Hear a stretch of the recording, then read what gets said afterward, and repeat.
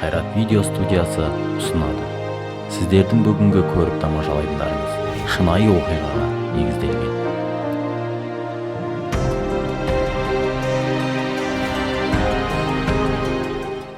Ұлы байтақ қазақ жерінде 2000 жылдық тарихы бар таразымыздың төрінде бірлігі мен ынтымағы жарасқан отбасында дүбірлі той қуаныштан естелік. Ұлы қуаныш, бақыт, ырыс, берекеге толсын. Тойларыңыз тойға ұласын.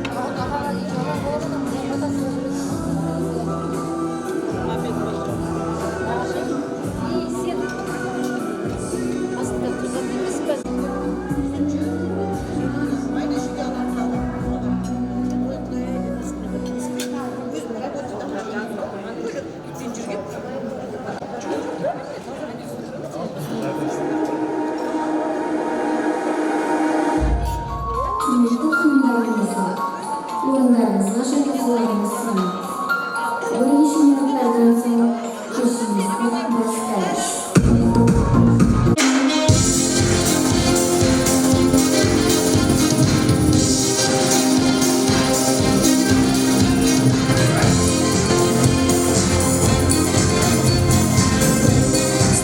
Ой шіркінай, мына тойдың басы амандық бізден, әрине саулық сіздерден болсын. Великий шапырашылардың тойы құтты болсын. Бір әдемілік қол соғып қоймаймыз балай.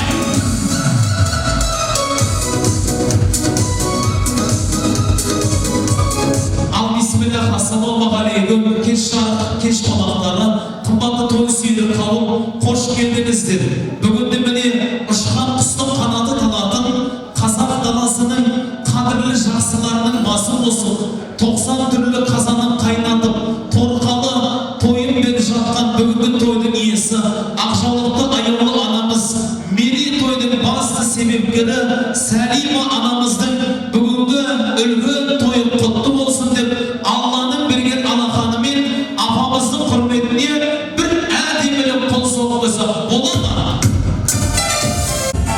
Қадірлі ағайын, қымбатты той сүйері қауым, қадірлі жақсылар, біз енді осы орайда әрине көп сөйлеп, көбіктей итірғызбай, бірі жүзіктің көзіндей болған, бірі әрине жібектің өзіндей болған. Бүгінгі тойымыздың басты кейіпкері Сәлима анамызды ортаға шақырмай, мына бүгінгі тойымыздың сәні кірмесі анық. Бүгін міне осы әулет бармағы бірігіп, иесі ілігіп, той беріп жатқан бірінші бір әулеттің үлкен тойы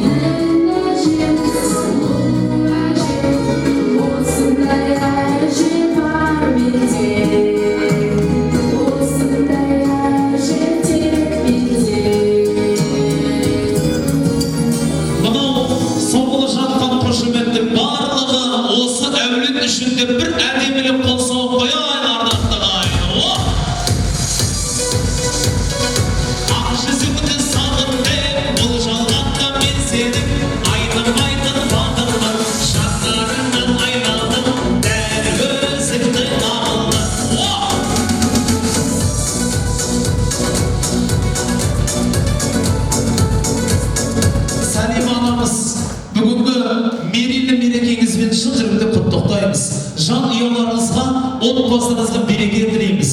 Берекелеріңіз әрдайым береке болсын. Әулеттеріңізде ұялтпайтын ұлдармен қызартпайтын қыздарыңыз көп болсын. Әр қазағымыз әулетті, жан ұяларыңыз дәулетті болсын. Бір әдемі отбасылық суреткесі болайық. Тойдың түрі өзіңізге әдемі жайласайық. Мархабат сөйлетіп алыңыздар.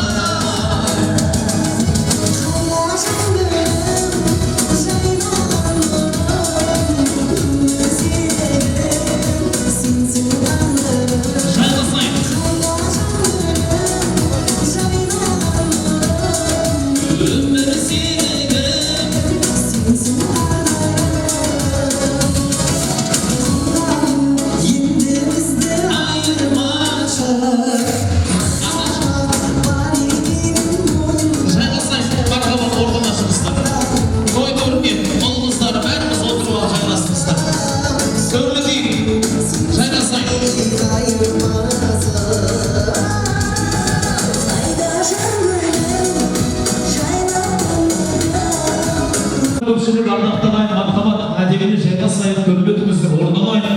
Енді мына өздеріңіз көріп біліп тұрғандай бүгінгі осы қуанышты басқару, жанса болса бас соқ келген тәресағына жүзі жайнаған сайқын аққойлының баласы қисыраға сүйеу болған, ойын еліне күйеу болған, еңбектей ұлдарыңызға бұйырған жайы бар екен Алкер ағай. Біздің де құрметімізге бір кішірейіп қол соғып қойсаңыздар, Аллах разы болсын.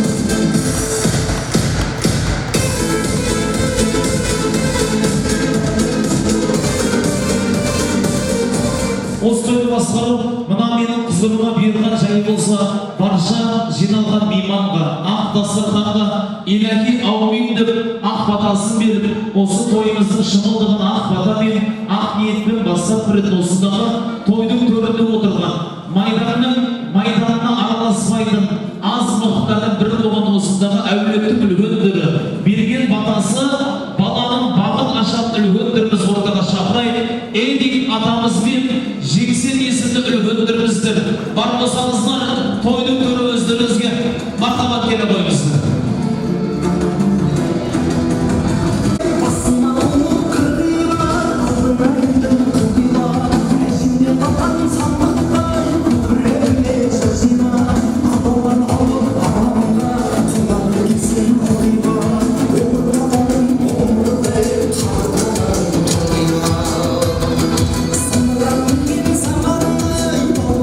Жақсыға биікпін тамашамын, жаманға төменмін аласамын. Қазақтың бір туар жігіт едік, қай төрінен қойсам да жарасам деп осыдан қуаныштың төріне міне үлгендеріміз шақырдық қадірлі. Ал бисмиллах, иләһи аумин, Аллахан жайық, әумин. Үлгендерімізден бата сұрай, тойымыздың шымылдығын өздеріңіз бастап беріңіздер. Мархабат. Сұрасаң бата берейін, ықыласпен қол жайсаң, күштен болсын берейін, басыңа бақ орнасын, қыдыр болсын жолдасың, дастарханың мол болсын, абыройың зор болсын, Сәлима жеңгем жүрген жерің берекелі болсын, алақаның берекелі болсын, досыңнан көңілің қалмасын, еш жамандық болмасын, айдарың ашық, түндерің шуақ болсын, бәле-жалап қыркес қашық болсын, Алладан жүрегіңе нұр құйылып, өміріңе жетерлік нәсіп берсін. Аумин. Рұқсат болса арнайы өзіңізге той иесіне арнайы жібек шапаныңыз бар. Қабыл алыңыз. Алтындай басыңызды ойып тұрып ақтасқан төрі өзіңізге. Мархабат, жайғасып алыңыздар.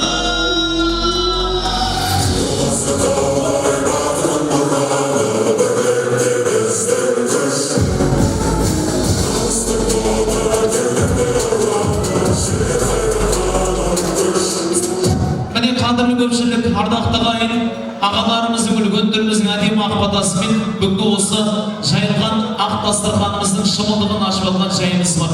Рұқсат болса әрине мына жайылған астан дәмнен 90 түрлі мәзірдің барлығы бұл арнайы сіздердің құрметтеріңізге астарыңыз дәмді болсын. Алдарыңыздағы бұйырған астан дәмнен алып отырайық қадірлі ағайын. Енді осы үлкен тойымыз басталса да бірден алқымнан алып ақ тілек алаңына шақырғанымыз бұл әрине ерістік болар. Осы тойдың төрінде отырған біздің үлкендердің құрметіне біз тараптан бір әсем ән болса, сонау 84 жылдар шыққан Илар Шаханов ағамыздың Жайлаукөл кештері деген керемет әсем ән бар. Сіздердің құрметтеріңіз тарту дейік, астарыңыз дәмді болсын, кетіп қойсына келіңіздер.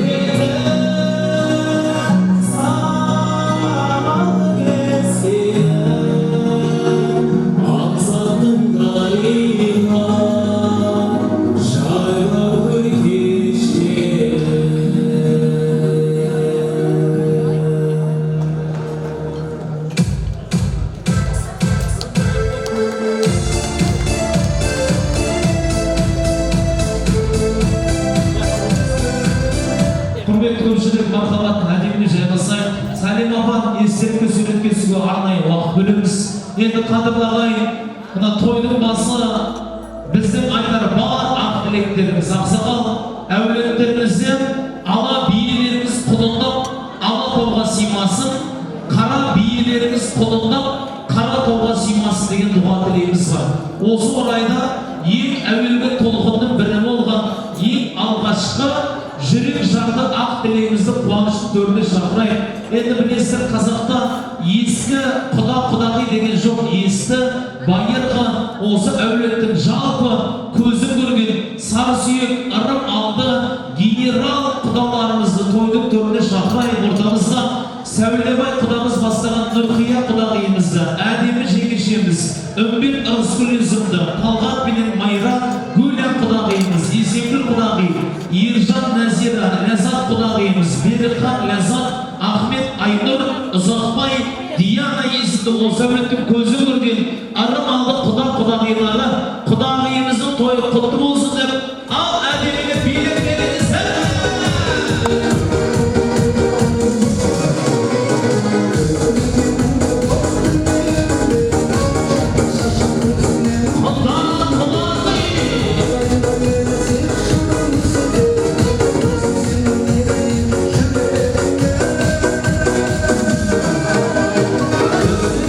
Come on.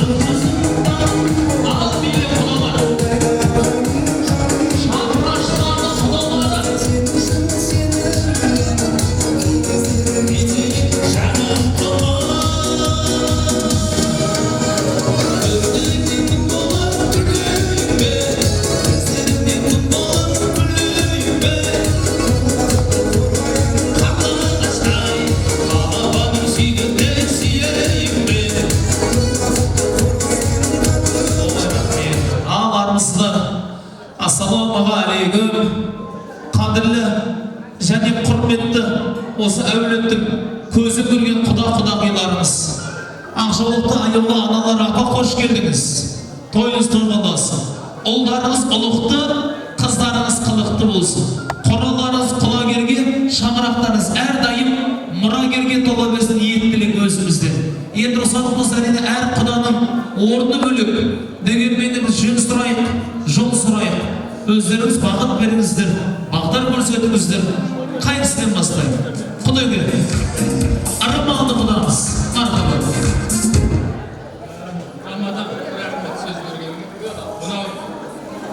Сәлима құдағимен 70 жас тойына жиналып отырмыз. Қалаймыз. Бұл той енді ерекше болып өту керек. Ол кісінің бір несі бар, енді шағынан ертерек айырылып қалды. Ол кісі де бір аунап тұрып жатқан шығар, Құдекең. Енді Сәлиманың енді бала-шағалары өсіп, қызын қияға бұяға қондырып жатыр. Енді немерелерін көріп отыр. Сол жақсылықтан баспаса керек. Енді келесі екінші құдағидан. Сен дұрыс бала, саған бір рахмет айтайын. Сен жайлап кештерінен бастадың. Енді Илья Жақановтың інісімін. Илья көкеңнің 15 күні 90 жылдығын осы жерде жасайды. 90. Геройдан тарихи. Рахмет саған. Сен ана туған күн кешінде деген бір өлең бар еді. Ой, шіркінай, мырзалығы биік, мерейі мол. Енді байырғы тілмен айтқанда, осы қазіргі заманның динарлысы, осы әулеттің осындай бір құдаларына бір құрмет көрсетіп отыр жараса. Аман болсын. Ал енді ағам бастап берді. Апаларымыз, жас үлкендер, саға той құтты болсын. Қош келдіңіз. Зейін қойып тыңдаңыздар.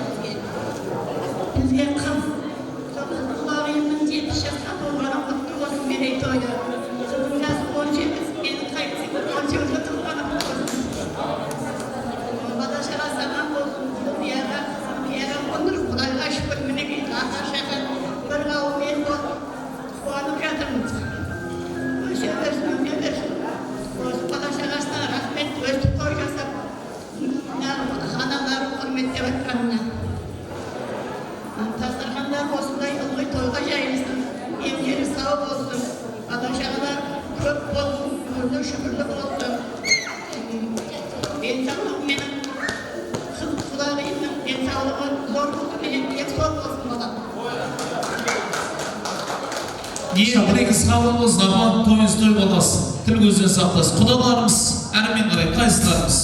Ер азамат, ел ағалары, қош келдіңіздер. Зейін қойып тыңдаңыздар. Құдағи не дейміз, 70 жасыңыз құтты болсын, деніңіз сау болсын. Бала-шағаның немере, ердің қызының атында тоймай жүре беріңіз. Сақ болыңыз. Жақсылық болсын, соғысын.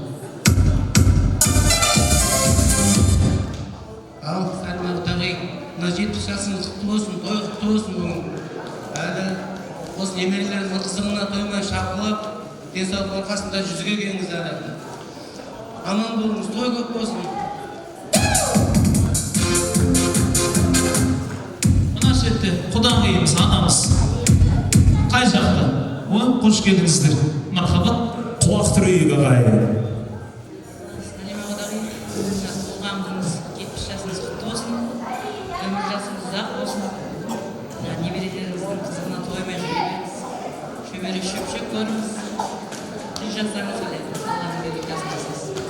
Деніңіз сау болсын, ауырмаңыз. Тойдан тойға жете берейік. Сабылау еместер ме аталарым? Сәлима құдағи, мына бүгінгі 70 жасыңыз құтты болсын.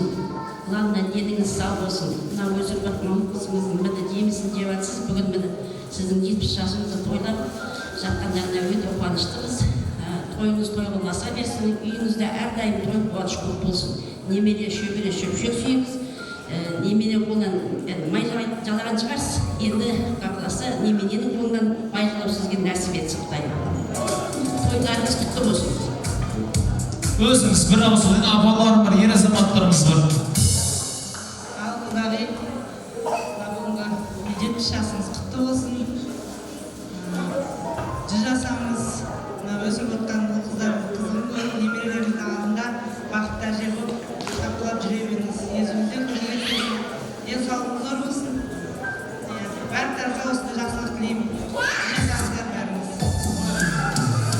Мына тұстағы құдағиымыз, апаларымыз, қош көрдік, мархабат. Қадірлі Құда жекжат, құрметті бақыттарыңызға той құтты болсын. Сәлима жаным, Құдай болсын, құдағиым. Туған күніңіз құтты болсын. Денсаулығыңыз мықты болсын. Мынау балалар өсіп өне берсін. Солардың қызығына тоймай жүре беріңіздер. Қыдырбек енді осындай біреуді қысып атқан шығар. Сәлима, дастархандары мол болсын. Әр уақытта тойдан Құдай неғылмасын. Сізге зор денсаулық тілеймін. Алланың берген жасын жасайтыңыз. Мен осында езердің құдағиымыз, апа қош келдіңіз. Келесіні алқымнан алып демейміз. Дегенменен орныңыз қошыны бір әдемі тілеңіз тыңдай. Мархабат, қош келдіңіз.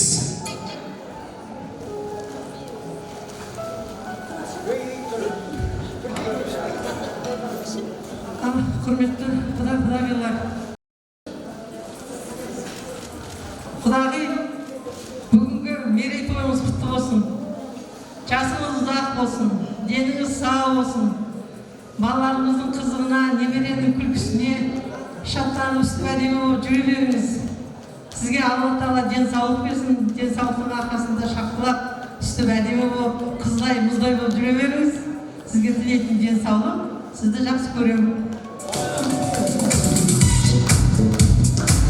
Адам ұрпағымен көріпті ғой, ұрпақтарыңызға мың жасаңыздар. Ұлдарыңыз би болсын, би болмаса бейсен үй болсын. Қосыламыз, сөйлейміз, реніш жоқ. Арнайы сейсебат орамалдар жауып қойыңызды. Бір әдемі құдалар сейсебат тапсырмастан Сәлима апамызды ортамызға алайық. Осы құдалармен әдем бір тойдан тобықтай, тойдың төрінде ілініп тұрады бір әдем естелікке, құдалармен сөйлетке суаңыздар. Мархабат!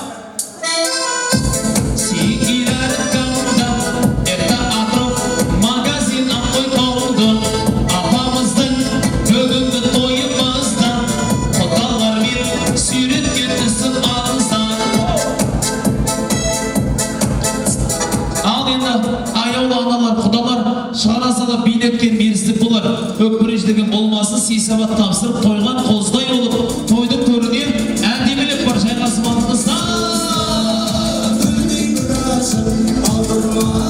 Жайғасайық, төрледей алайық.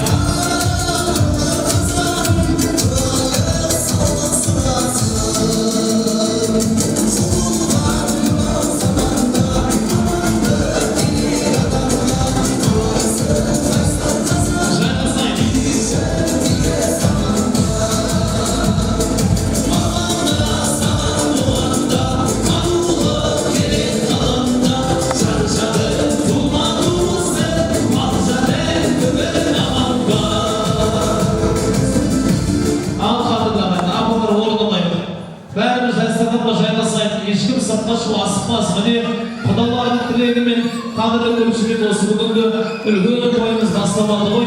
Бір әдемі жайғас орнына төгілетіңіздер, астарыңыз дәмді болсын. Алдыңыздағы бұйырған астан дәмден алып отырайық. Енді қадірлі көпшілік осы тойдың басы, мына бүгінгі тойдың иесі Сәлима апамыздың осындағы барша ұлдары, қыздары, уал ағайын анамыздың бақыт тойы деп осы тойға деп қараңыздар неше түрлі әдемі бағалы сыйлықтардың барлығын сіздердің құрметтеріңізге молынан алдырған екен.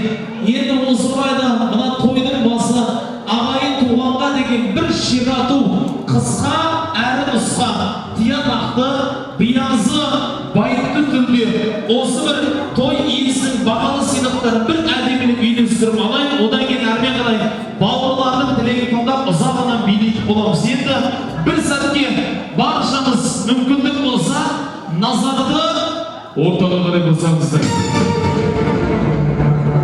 Менен осы шапырашылардың тойында той иесі сыйлықтардың ішіндегі ең үлкен мына бір сыйлықты бүгінгі осы Сәлима апамның тойындағы ең көңілді, осы тойды шын сыйлап берген ең активный бір фартовый бір қонаққа осы бір үлкен сыйлықты тегін бергіміз келіп тұр. Ол үшін жігіттер асықпаңыздар.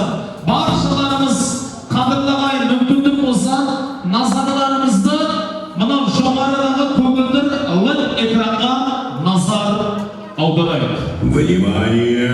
Отырайық! Енді қазір заман дамыған ғой, барлықтарыңыздың қолдарыңызда ұялы телефондарыңыз, байланыс құралы бар.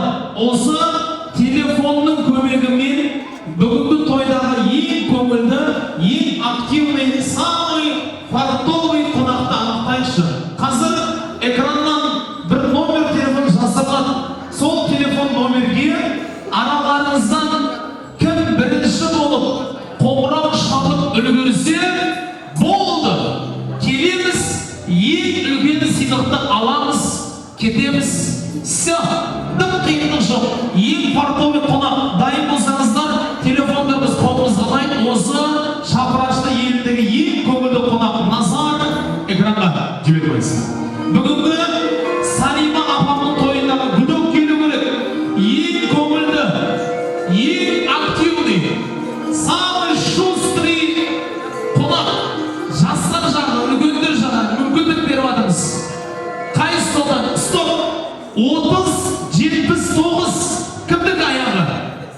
30-79 тастап қой. 90-40 соңғы мүмкіндік. 90 кеңіз жібер. Ана!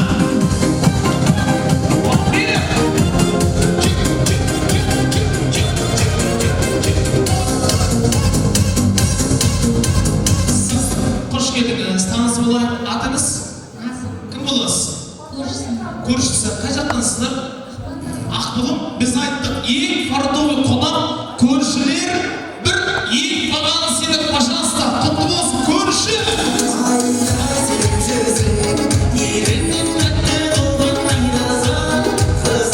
Енді мен мына сыйлықтарды бір үйлестірейін. Артық қылық жоқ, тура болса экранның көмегімен қадірлағайын. Ешқандай артық қылық жоқ, келеміз, аламыз, кетеміз. Ерболаға бір қоятыңыз, Ерболаға сыйлықтың.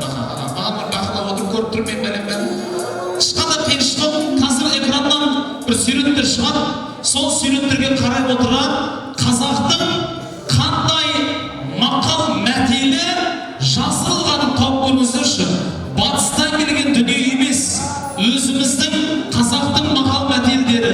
Мысалға, ең бір сурет. Мынау экранда жазылған суретте қандай мақал мәтел шығады деп ойлайсыздар?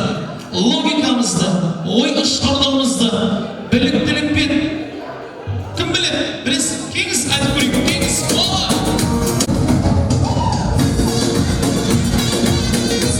Қош келдіңіз, атыңыз? Көршілер, пожалуйста. Сіздің ойыңызша бұл ит өлігін көрсетпейді. жақсы ит өлігін көрсетпейді. Көрейік, дұрыс жауабы болды. Пожалуйста, құтты болсын. Кеттік, жоғары жаға сыйлық көрейік. Келесі сурет мынау экранда. Ең оңай. Қандай мақалға деп кеңіш қызды көрейік. Кеңіс атаңыз. Олма.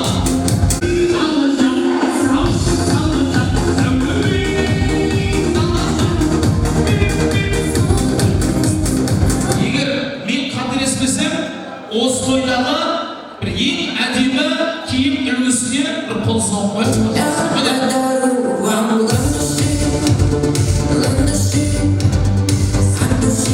Таныс болайын, атыңыз? Айзада. Кім боласыз? Осы той иесінің қайсыңыз болып, адамымыздың ең кішкентай қарындасы болып. Қыз деген қонақ қой, осы әулеттің қыздарына мен бір әдемі бағалы сыйлық беріп қояйын. Құтты болсын. Сіздің ойыңызша бұл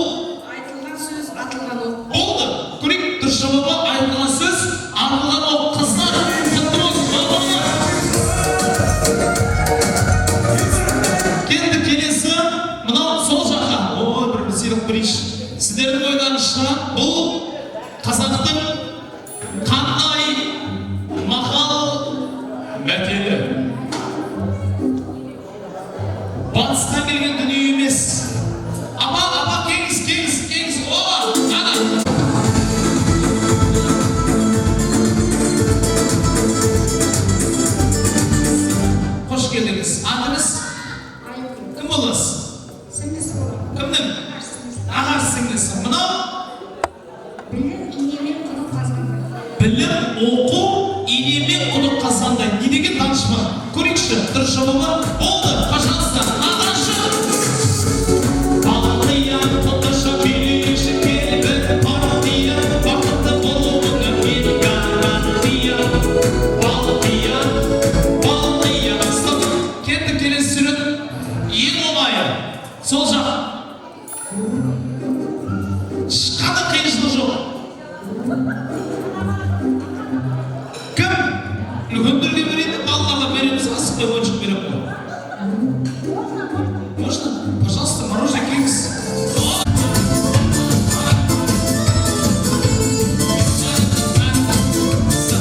Бұл? Жігітке жеті өнерде аз. Болды. Жігітке жеті өнерде аз. Пожалуйста, құтты болсын. Кеттік, келесі. Мынау қойшы көп болса қой ара бөлек. Қандай бағада деп? Сол жақ. Көрәуа мен сізді шығарып, арман болады шығарып. Айтып тұрмын, қойшы көп болса, кел аға, жібер, ала.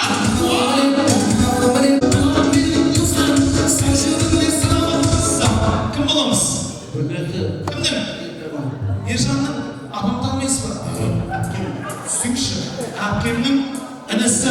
Қадабеден әпкеңіз 70-ге күнде келіп атқан жоқ. Бір хабарлай, мына бір қосыған бір биліктің шаға күшті өзіміз. Қамыз өзіміз биліктің күшті. Күшті. Әден сыйлық бірі. Апамның інісі Ержан мен Ерболдың бөлесі.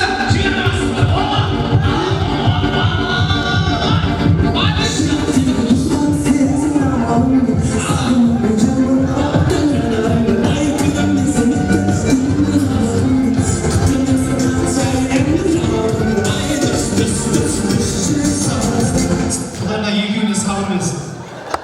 Шәуілдер егер Өзіңізге бір сыйлық. Сіздің ойыңызша бұл кім айтты? Дұрыс жауабы экранға тұрып қойшы көп болса, қой ара бөлек, пожалуйста. Құтты болсын, марқабат. Кеттік, келесі. Мына махаббат тапқан адам осы тойдағы ең ақылды адам шығар, менің ойымша. Шын айтамын.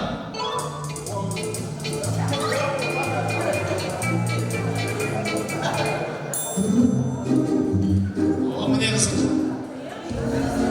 Кеңіз, қарындасы ма? Жоқ, міне қылда. Кеңіз. Ортадағы стол. Жібер.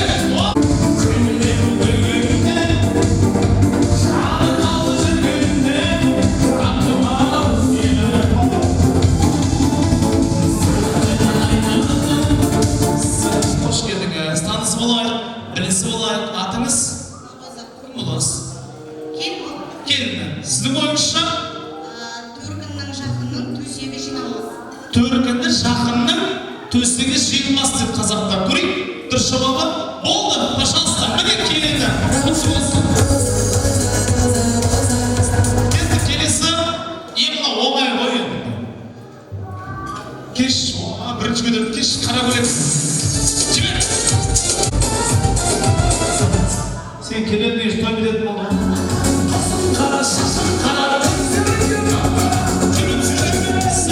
Кім боласыз? Ойбай, көрші. Пожалуйста. Мынау?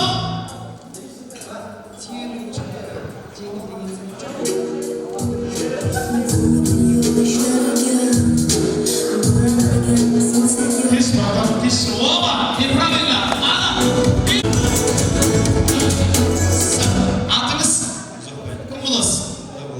Ойбай, осы әулеттің жасты болса бас өткен құдасына бір қол соғып қойыңыздар. Міне құда ажырасты. Құдаға мен бір ер азаматқа лайық құдайға керек сыйлық берейінші. Дұрыс болса аласың, дұрыс емес болса аласың. Потому что сен құда. Мынау? Соңғы түйенің жүгі. Не деген ақылды құда? Көрейік, дұрыс жауабы соңғы түйенің жүгі ауыр. Мархабат құда. Пожалуйста. Кеттік, келесі. Соңғысы. Енді мынау қиындау. Бірақ бұны тапқан адамға мен бір емес, ешкім басын кесеміз. Екі сыйлық берейінші. Кеңіш, қара көйлек, кеңіс. Кеңіс.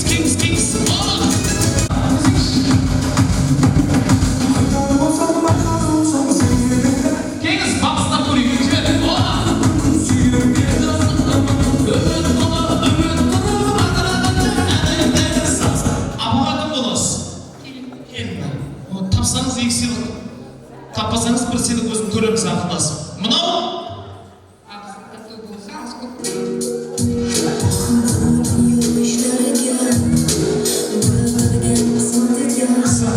анау тұрған еркек қоғамыз емес қой. Келіңіз, аға, келіңіз, ана.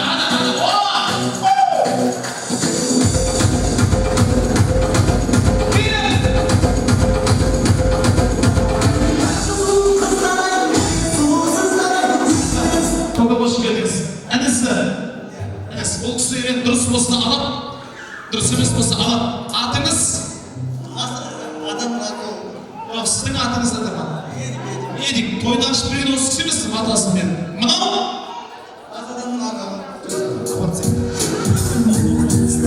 Жоқ, білесіз ба?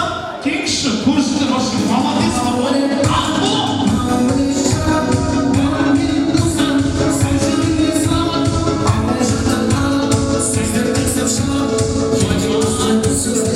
Мына сізге мен құрбыл байтырмайын. Бір сыйлық беріп қойып, риза болыңыз. Тапсаңызға дөу сыйлық сіздікі. Ол ас адамның арқауы.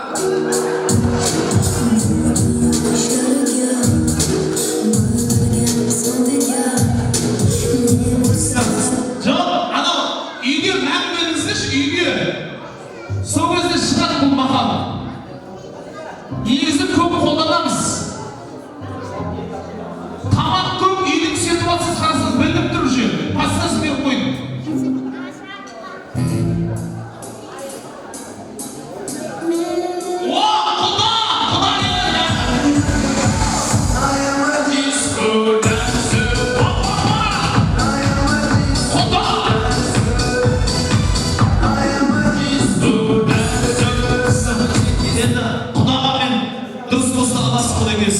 Сіз себебі құдасыз, атыңыз осы әулетке қыз бердік, алдық, қыз алып отыр. Сіздің ойыңызша?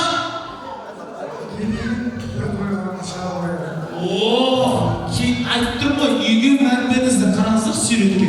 Кедейдің бір тойғаны шала байғаны қазақты. Дұрыс жауабы экранда көрейік. Құда, мына сыйлықты ержан өзің алып берші құда. Өз қолымен алып берші қошасы.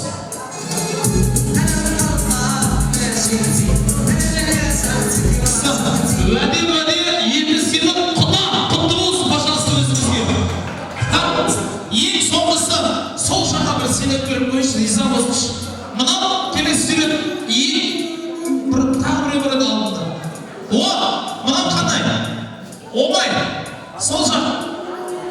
Келіңіз, ойбай, ойба.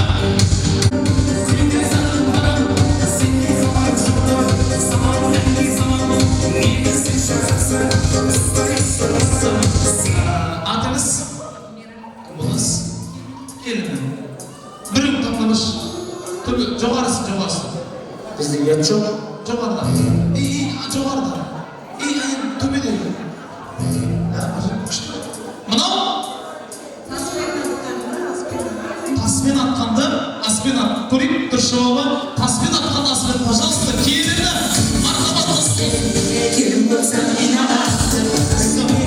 Бұл енді қадырлағайма, тойдың басы шерату, Алла қаласын сейсебат деген баршылық, әдемеп үйлестіріп біріміз. Мен осы орайдан жақсы бір ниеттілік ортаға шақырып, бір ұзағынан би алан тарту өтейік. Біздің ел осындағы жалпы бауырлар, әпке жезделер, әні келіндер қауымды жаздеген ортамызда Жанұзақ Несіпгүл бастаған Борангүл апамыз, Алмаш апамыз, Үзілгүл апа, Айымгүл апамыз, Жексен Майя, Есіркеп Майра, Бақыт Ажар, Сайлау Роза, Пердегүл апамыз, Зүлманат есімді апалар, бауырлар, әпке жездер, әні келіндер, ал билеп табылыңыздар.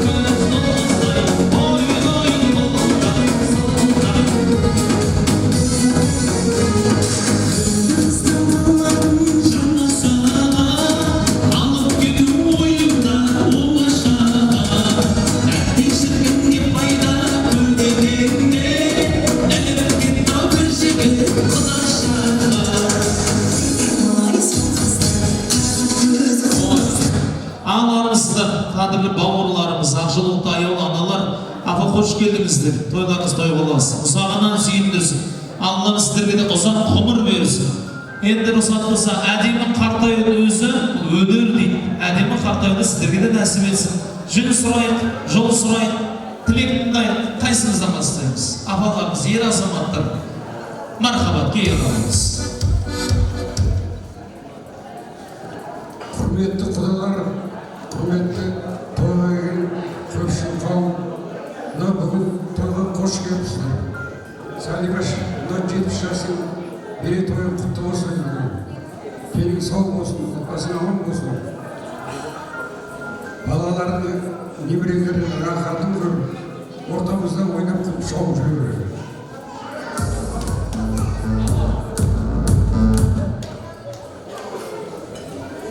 Hoş geldiniz.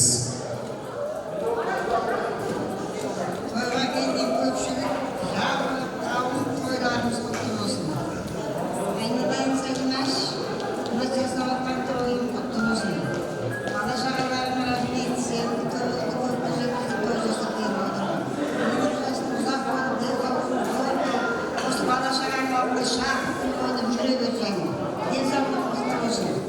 Немере сыйласып Құдай қаласа шөбере үшін. Бақытты ғұмыр кешіреді. Балалардың тойын көтеріп жүре берсін.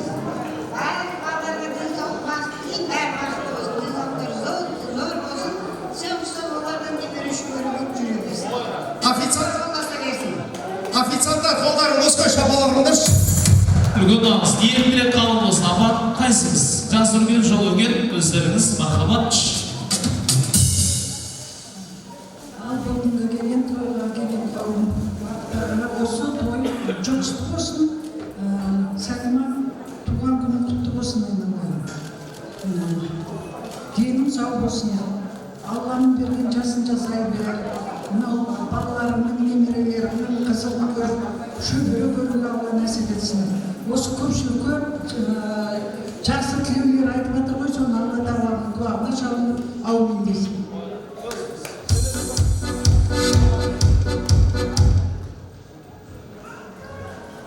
Тойға келген қауым, тойға келгендеріңіз құтты болсын, тойларыңыз құтты болсын.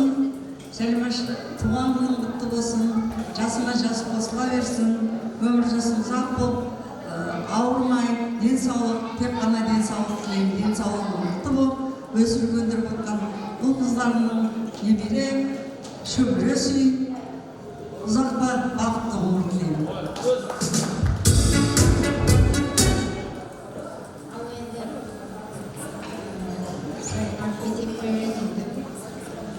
Жасап отқан мерейтойыңыз құтты болсын. Жасыңыз ұзақ, денсаулығыңыз мықты болсын. Өмірден еш жаманшылық көрмеңіз. Мына Алланың берген ұзақ қызық шөбере немере сүйіп, солай қызықтап жүре бер. Мына балаларына рахмет. Дүниеге той жасап беріп отқан жастар ұзақ болсын олардың да. 70 жасыңда мерейтойың құтты болып, жасың ұзақ болып, бай дәулетті болып, бар дәулетті болып.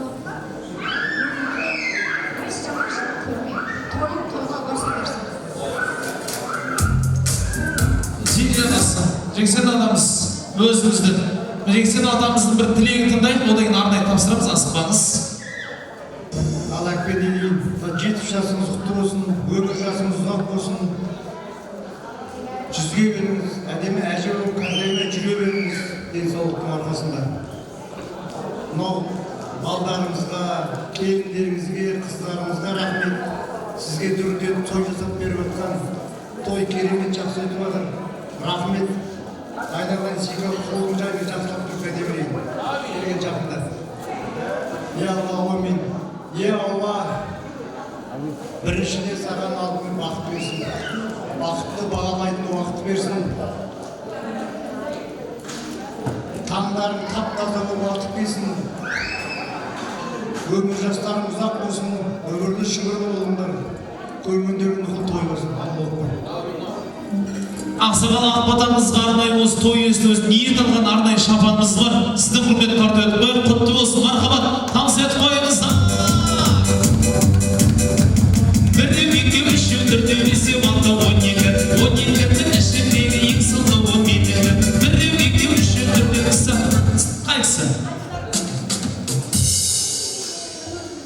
Hoş geldiniz. Әпкем, мемлекет ойымыз көз, денсаулық, жасыңыз ұзақ болсын. Немере шөбере көп болсын. Айтқан тілектер қабыл болып, тек тойды басқызсын.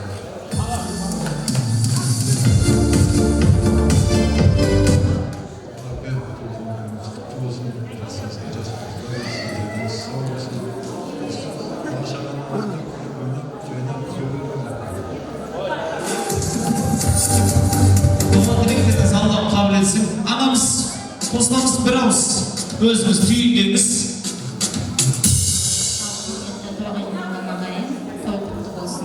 Әкемнің туған күніңіз құтты болсын, тойыңыз тойласа берсін, барлықтарыңыз бақытты болыңыздар. Kostamız mı kalmamız? Renis yok, ökbür yok. İşte dilegen dua dileklerinizi Allah kabul etsin.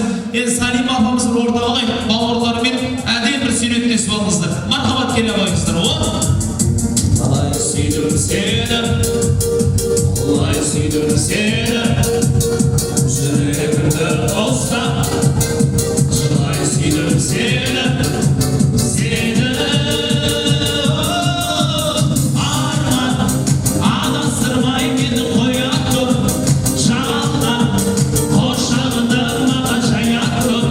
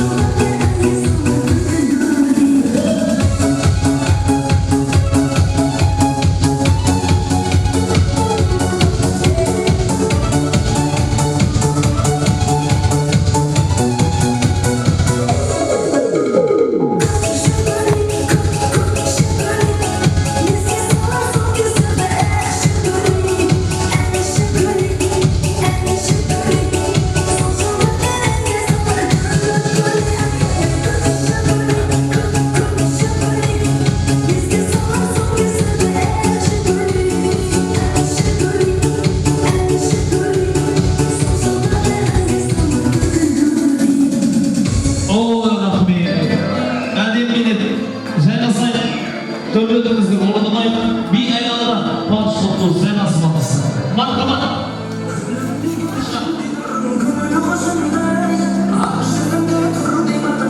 Жайдасыңыз. Сәлима апамыз мың жасасын.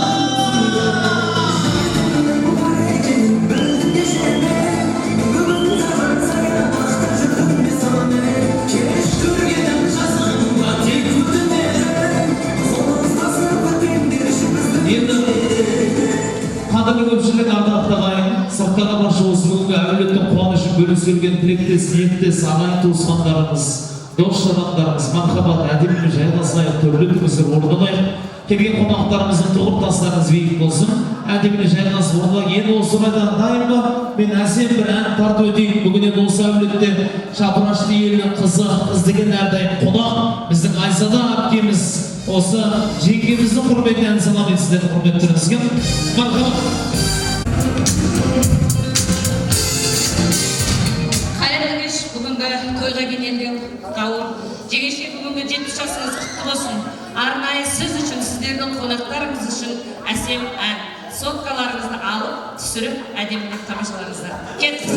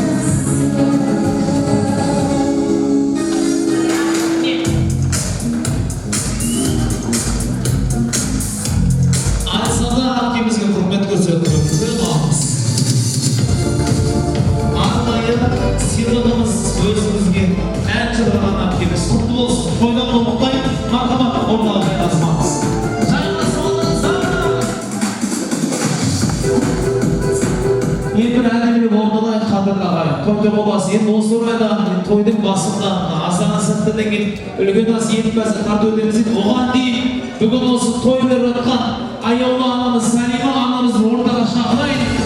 Тоймен құттықтап бір әдемі қосып қойыңыздар.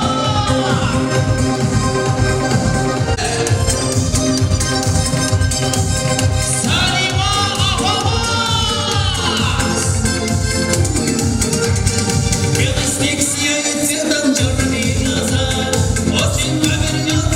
Міне көршілері!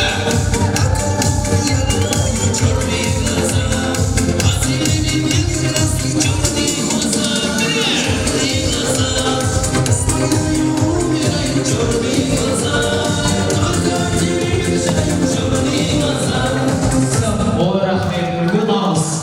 Біз айтпасақ та орнынан тұрып қонысып жатқан осы сол оңғанатты үлкен ағыз білдіреміз. Апа тойыңыз құтты болсын. Бір сәтке анау барлық столға апа бір назар аударып қараңызшы. Тойдың иесі өзіңіз ортаға келді ғой. Барлығы сізге қарай бір назар аударып қарайтын шығар, күте тұрайық.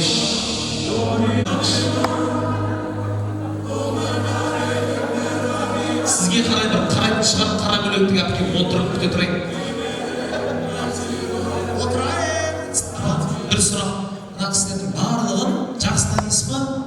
Қанша пайыз? Қанша пайыз? 1000% танимын. Ойбай, 1000% танимын дейді. Сіздер мына кісіні негізі танисыздар ма? Бәсе, танысын 70 жасы құтты болсын деп апама бір қол соғып қоймаймыз ба?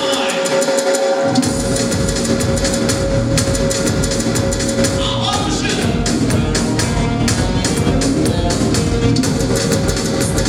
Енді қадірлі көпшілік, ардақты ағайын, игі жақсылар, мен осы орайда бүгін менен Аллахқа сан шүкір есеп беру тойын жасап жатқан бүгінгі тойдың иесі аяулы анамыз, әулетіміздің гүлдей жайнаған гүлі, отбасымыздың ұйытқысы Сәлима апамды, вау ағайын, мен бір ортаға шақырып алып, үлкендердің алдында осы бір әдемі тойында бұл кісіні бір селгілдетіп, билетіп, масақ қылайын деген жайым жоқ, қадірлі ағайын.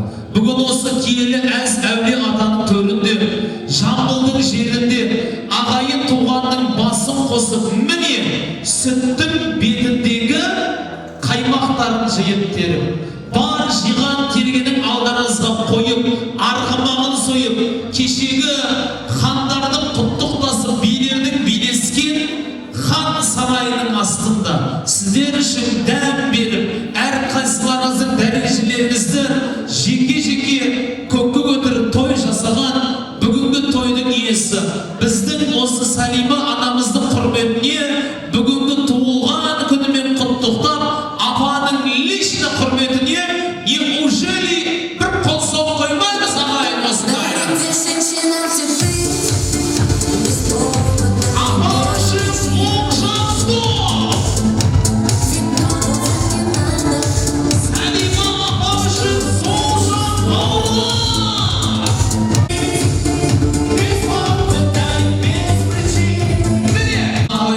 Қошеметі бір адам бір қалмай қол соқты қарасаңыз, бұл мына менің сұрап алған шапалағым емес, бұл міне осы кісінің аузын ашық жүрегін көрінетін мына кең пейілдің арқасы ғой шіркін-ай. Тойыңыз тойға болсын, тіл көзіне сақтасын. Енді апарып өтетін ешкім жоқ. Негізі бүгінгі тойға қанша адам шақырдыңыздар? Ой, қанша стол бар? 7-8 стол бар. Енді апа мен бөтен ешкім жоқ қой. Негізі Алланың берген қанша бала шағасы өзіңізде осы жерде? Аға сізде. Қанша бала шаға? 2 бала. 2 бала. Ең кішкентайының аты? Ержан. Ержанның туған күні қаншасы еді? Августтың 28. Дұрыс па? Одан үшіншісі кім? Үшіншісі. Кімнен сұрақ білейді үшіншісі? Үшіншісі кім? Ербол ма? Үлкені кім? Ең үлкен Ербол ма? Кім аты кім? Айнұр туған күні? 77. Дұрыс қой? Одан екіншісі кім? Айнұрдың туған күні? Неге болса қойсыздар, пожалуйста. Міне, мен бедейші, апамның ұлдарын қызын. Алла берген. Құдай қошқыл болын деймін. Неге болса Allah. Шөбере бар ма? Бұйырса ма Алла қаласа. Бұйырса шөберенің шөпшектің туашаттың қолынан май жаласы деген ниетпен. Апа мен балашан шақыршы. Ержан ба үлгені? Кім? Кішісі кім? Кішісі. Ержан ба? Ержаннан бастайшы кеш ба? Мынамыз. Ерекеге болса соқыр емес ба? Балаңыз қаншаға келді? Өзі сұрай берейші мен қаншаға келді? 39-ға келіп жатыр.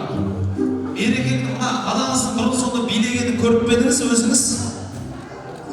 Қаяқтан көрдіңіз? Тойды манда кірештеп көріп пе едіңіз? Жеке жалғыз өзі. Көрейікші апа. 70-ге келді. Көрейік бір адам. Одан келгенше мамамыз күнде той беріп жатқан жоқ қой, дұрыс па? Апам күнде 70-ге келіп жатқан жоқ. Балашығымыз әлі бала ғой, апам үшін. Көрейікші аға. Әшейін. Қолдан келгенше апамның кеңешесі апам көрейікші. Осы уақытқа дейін апам лично биік көрмепті.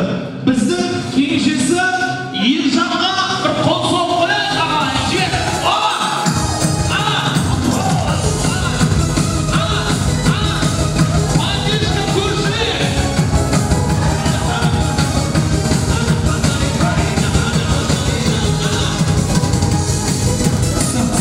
Мынаның биін аударып береді адамдар ма?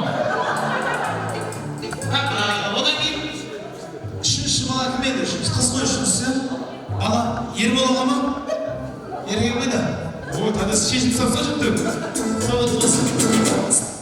Мамамыз той ғой. Мамам үшін сізден 18-де саған. Шын айтамын, көрейікші билеп. Намадан биін қашан көрдіңіз? Вообще? Үйде боласыз. Апам не істеп жатсыз? Ерекеңнің биін көрейікші. Әдемілеп. Қанша бала шаға бар? О, машалла. Төртеу. Ержан аға сізден қанша бар? Алла үшеу. Ерекеңнің биін көрейік. Жібер майыстыра. О, еді бұл.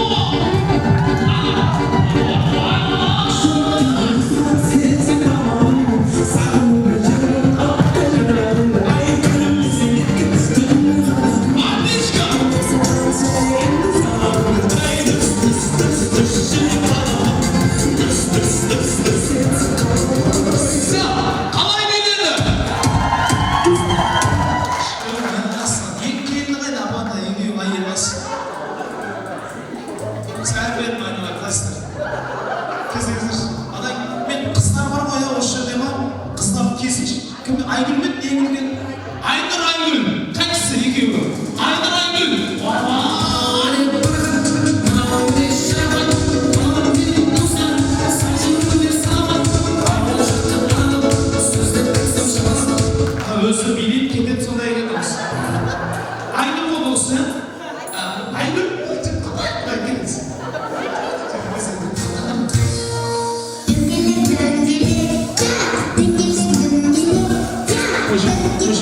Биін аңдамайын деп тұр болсы. Көрейікші, мамамыз үшін ғой, бір тоқтаған. Осы өтті қыздары Айнұр қоя, Айнұря!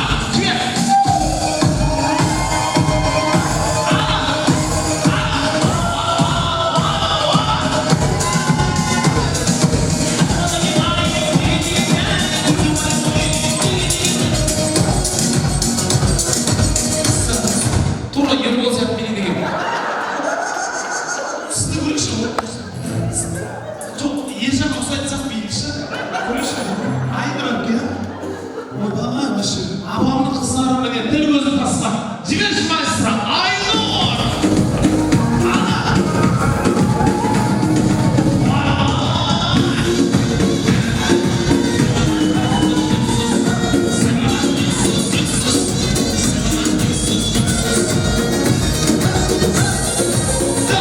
Қалай береді?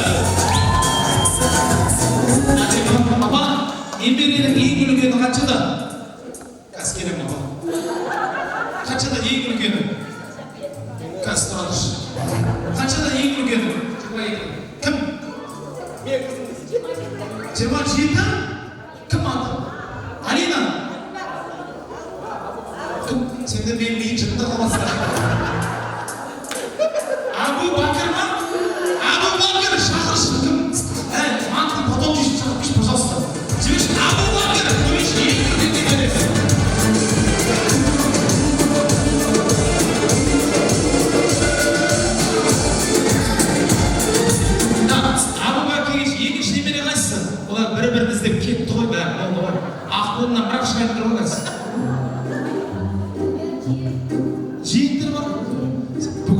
көрген сияқты. Құрдас, жиендер қайда? Жұмыс барысы. Кім? Таныстырыңыздар, Кирманат мешітінің наиб имамы. Ассалам. Атыңыз? Әбубәкір. Апамның немересі. Апам қинамады. Әбубәкір. Немені көрейін. Мен шақырып атқан билет. Қыздар кеңдерші. Немересі. Бәрі кеңіздерші көрейінші. Қайсысы? Бәріңіз кеңіздерші. Билемейсіздер. Кеңіздер. Кеңіз.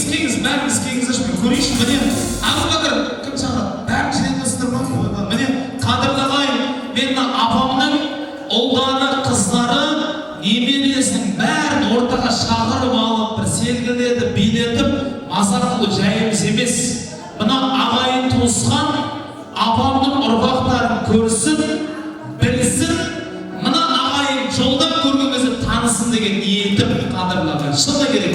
Міне қараңыздар, апамның ұрпақтары алдарыңыздан бірлігі мен татулығы еш ажырамаған, мәуені бәйтеректей тамыры тереңге жайылған, бақ қонып бесігін қыдыр келіп тербеткен, пейілінен пейіштің иісі аңқып тұратын біздің осы облысымызға, өмірімізге танымал ең бақытты жанұя, ең әдемі отбасы, міне қадірлі ағайын алдарыңызда.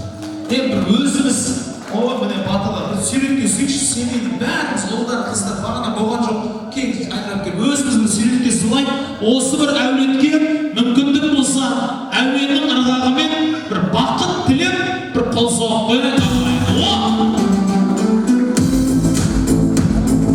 апама қошемет тұрсандар болмай ма? Бүгінгі адамның 70 жас тойында осылай әнімді шырғасам болмай ма? Ошынды миллион қол қайда? Сәлимаға қошемет тұрсандар болмай ма? Бүгінгі шалғашның керемет тойында осылай әнімді шырғасам болмай ма? Қуаныштылық болсын, ол кісілерді мен көрмей тұрғанда кіре тағайында бір қашып кетті бар екен. Қуаныштылық болсын. Енді мен үлкен ас ет мәзірі дайын болған дегенше бір тілекті ортаға шақырайық, одан кейін ас мәзірі тартып өтеміз. Осындағы қайын іні, қайын сіңірілері, күйеу балалар қауымы, яғни ағайын бауырларымыз, Әрқан Қадыргүл бастығы, Нәзира апасы, Алма апасы, Эдик, Айжан, Төребек, Гүлмира, Сейілбек, Алмаш, Құрал, Гүлжан есімді ағайын бауырлар, туысқандар